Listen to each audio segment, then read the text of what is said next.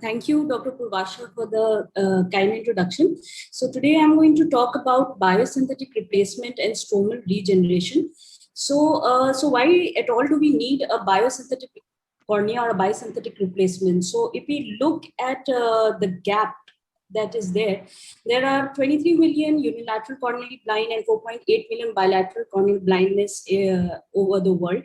And there is, however, only one donor cornea which is available for every 70 patients that is needed. Now, the current available options that we have are keratoplasty, and as we all know that the donor rejection rate can be as high as 49% in high-risk cases. They have a 5-year and 10-year survival rates. And the other option being keratoprosthesis, of which only two types are available, and they also come with complications like in the long term, such as glaucoma, and the patient needs to be on lifelong antibiotics.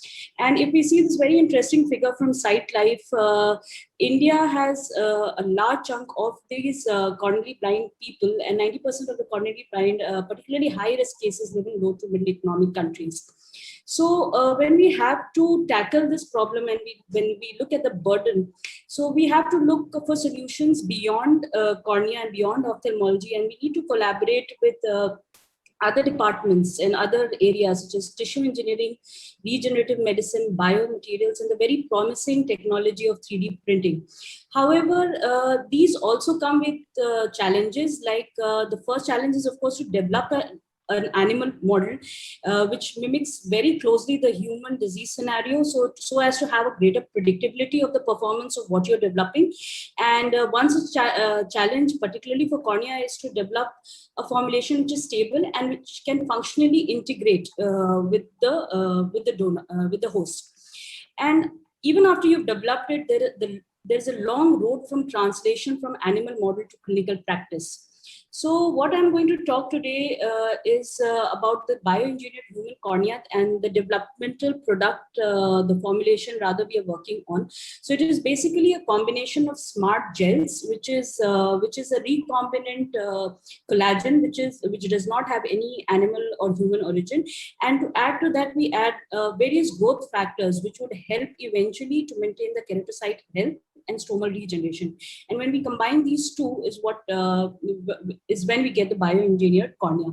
So if we look at the lower panel, our aim is to have a scenario where we would achieve a transparent, healthy, and corneal and ocular surface, and which in the current scenario, like with options such as tissue adhesive, which we can see in the center figure, it is something which is opaque and it invites a lot of vascularization. So our goal is the right-hand side type of a scenario where the cornea is clear, devoid of vessels, and the patient can see well.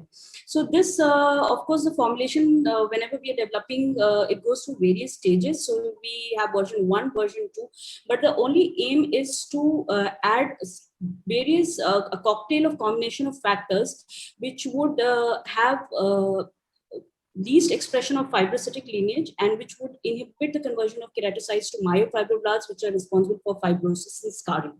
So it is a collaboration with the team at Dr. Shroff Charity Eye Hospital and with the startup which is Bandaran Technologies based in Bangalore. So currently we are at the preclinical stage and we test these formulations on animal models. So we first develop these animal models in a state-of-art facility and with various equipments and for evaluating and for creating these wound models and for applying the formulation. So when the first we took we are testing it and in rabbit corneas because they're close to the human cornea in terms of the diameter. So we do preoperative imaging, and then the step 1 being creation of a wound. So we can either create this with femto LASIK we do, or we can use it with manular lamellar keratectomy and then adding filter paper soaked alkali, which is NaOH, to the bed of the wound to create a nebular to create a macular to leukomatous scar.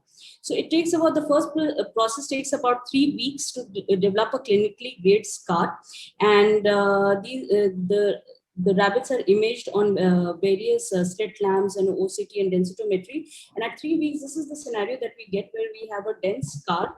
And the opacity score, if we take a look at the bottom left, is somewhere we get a scar with an opacity score of 84, which we plot on a opacity score wheel.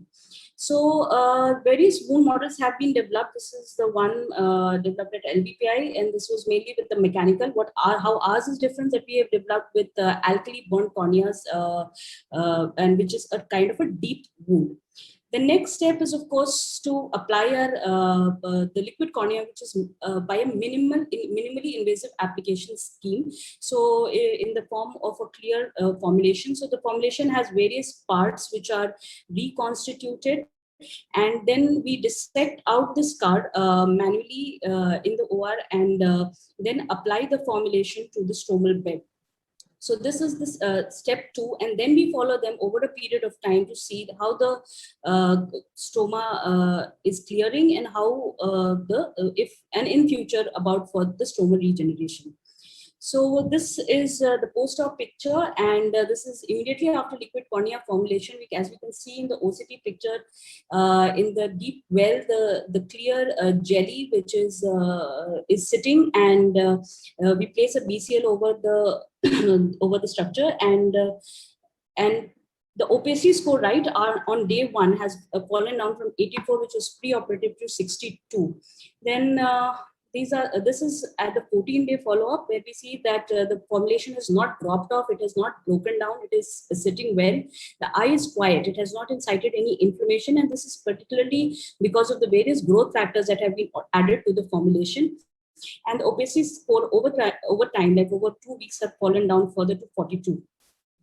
So if to summarize, like if we start from the left panel, this is the normal eye, or the normal human eye, and the rabbit eye. Then the step 2 is to create a grade 3 clinical scar by creating a wound model, and then application of liquid cornea to see the scarless healing of the cornea. So if we compare it with the other options that we have currently, it is the cyanoacrylate blue, and like I said, the opacity scoring, if you apply a tissue adhesive, it is 100, and the patient cannot see through it. However, with liquid cornea, we can achieve as good as 23, opacity score 23. So there are many other groups which are working. The main advantage of liquid cornea being that it is scalable. We are not using any human donor corneal tissue for the components, and it also inhibits fibrosis, inflammation, as well as neovascularization because of the different factors. So this is very short. The other studies, we have had pilot trials with a different set of a combination in the past, and the other groups by the name of Gelcore and bioengineered porcine collagen. The advantage of liquid cornea would, however, be that it would not be of any animal origin and would be completely recombinant technology.